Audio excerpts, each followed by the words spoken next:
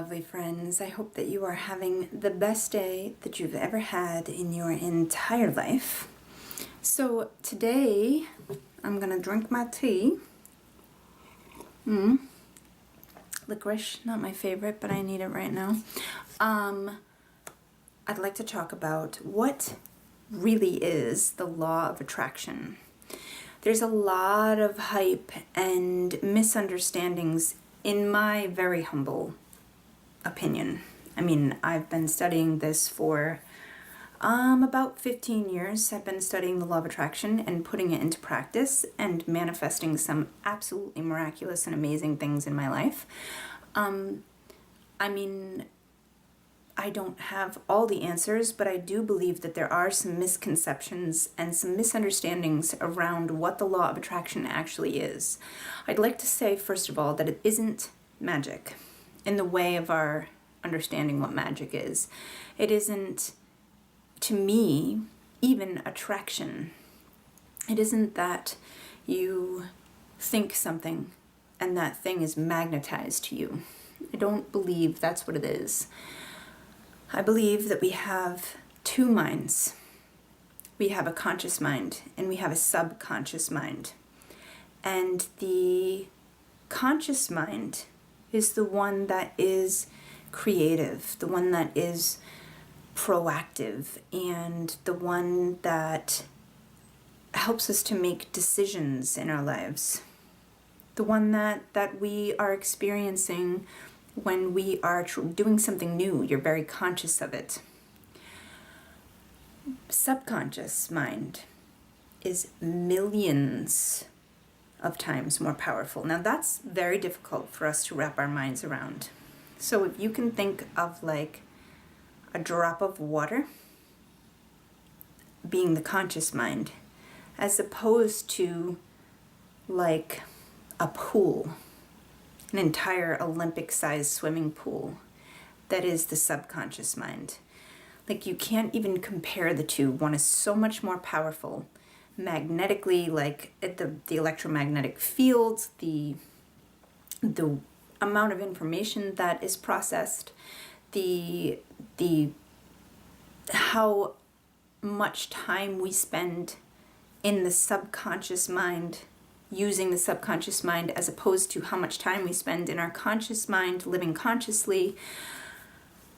We spend about 95 to 98% of our time in our subconscious mind. And here's the thing. If you can look at the work of, oh my God, the honeymoon effect, what is he?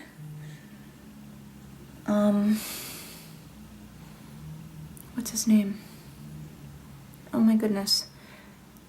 Anyway, there's a man who's amazing, whose name I can't remember right now, who does work on the subconscious mind and genetics and epigenetics and all of these different fields that we're just learning about now. And I totally forget where I was going with that.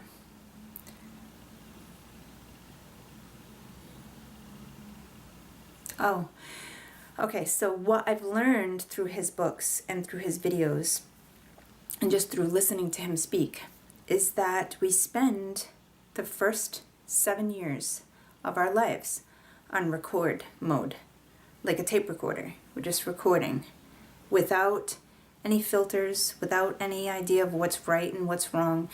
Everything is being recorded, and still is, even as an adult. Like, you're sleeping and your subconscious mind is aware of everything that's going on. When you are at a diner, let's say, and you're having lunch with your friends, your conscious mind is focused on your friend's face as they're talking. Your subconscious mind is noticing everything in the room, including like the waitress's perfume, who's all the way across the room, you know, at the cash register. Your subconscious mind picks up on everything. So what is the law of attraction? The law of attraction is the process of embedding information into the subconscious mind so that it can use its extreme power to notice the things around you and move toward them and take the actions that are necessary to align you with what it is that you say that you desire. So, your world around you is a printout of what your subconscious mind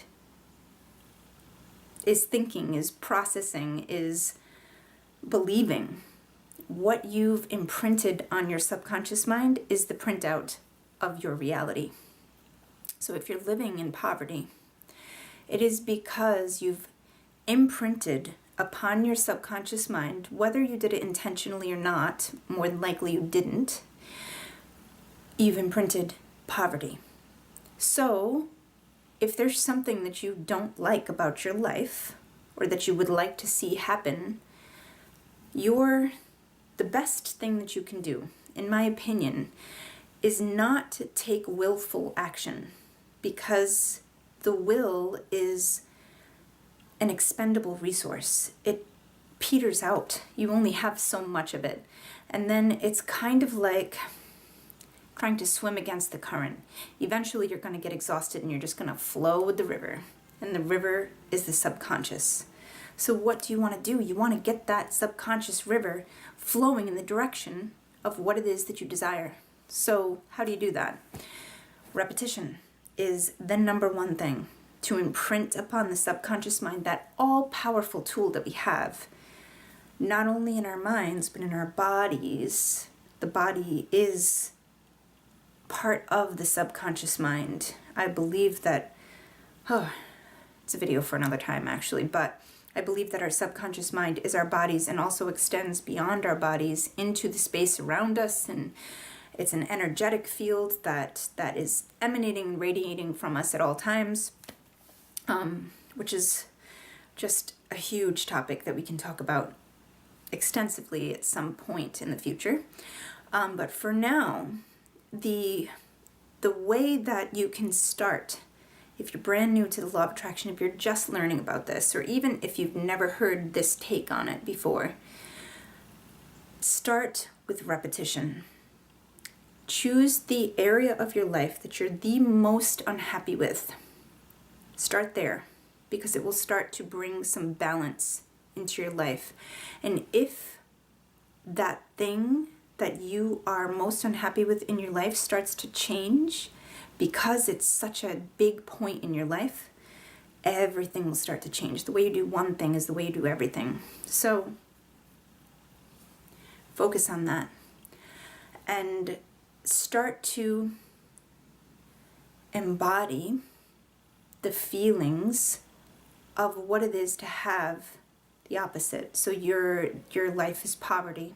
You look around and what you hate most about your life is that you're poor. So you decide, instead of being in poverty, you want to be in wealth and prosperity. You embody the feelings of wealth and prosperity. You download that into your body through emotions. That's the language of the subconscious mind. If you think of dreams, dreams are feelings and symbols. Very rarely will you have words or numbers or analyzing in a dream. You don't analyze things in a dream. You feel things and you see symbols. That's the two ways that the subconscious mind understands and processes information and puts out information. Or not puts out, but receives and magnetizes, calls in, reflects. That's the right word. Reflects in the form of your reality. So speak to the subconscious mind in the language it understands, which is emotions. Put the emotions of wealth into your body throughout your entire day, every day, for however long it takes until you start to see wealth in your life. For me, I think it's easier to do one thing at a time. If wealth is something that you're really having trouble with, you're really stuck on, to live wealthy every single day, to live wealthy feelings, to think wealthy thoughts, to speak wealth, very important, to speak to people about wealth and about how wealth is coming to you, or about even how much you want to be wealthy. Feel the feelings of it now. And when you start to see signs of wealth, that's when you can let it go. You can say, thank you for my wealth, and then you can move on to the next thing. Seeing signs of real wealth, real things coming in, and you'll notice them. They might come up in the form of winning on a scratch ticket that somebody bought you for Christmas for $15. Like, it doesn't sound like much, but it's a start. It's wealth starting to come in, that reflection starting to reflect back to you. So that's where I would start. I'm going to have many, many more tools, many, many more videos on this subject. But as you're going throughout your day, there is no reason why you can't feel the feelings of what it is that you desire. You're reading a book. You're feeling feelings of being wealthy. You're driving your car. You're feeling feelings of being wealthy. You're with your friend. You're talking about being wealthy. You're talking about your dreams. You're going to sleep before you go to bed. Before you go to bed is actually a very important time as you're falling asleep, because the subconscious mind is more active and your conscious mind is more relaxed. I am wealthy, and feel the feelings of being wealthy. Repetition, repetition, repetition. It is what the subconscious mind uses. It's what the subconscious mind understands, because the subconscious mind is our habits. It's our habitual ways of thinking. So if you think I am wealthy only one time, it's not going to have any kind of effect. If you can live wealth and be wealth and create that as a habit, your subconscious mind is going to pick up on it. So this is not an exercise that you do once a day. This is a way of life. This is how you are every day, all day long, with your friends, with your enemies, hopefully you don't have enemies, when you're taking a shower, when you're eating your lunch, everything you see, everything you hear, everything that you are, every thought that you have, every way that you feel is wealth, prosperity. You suck it in, you soak it in, you feel it, you know it, you breathe it, until you become it. And then the world will reflect back to you. It isn't an exercise. It's the way that you are. It's who you are, who you're choosing to be, and you can choose to be somebody different now.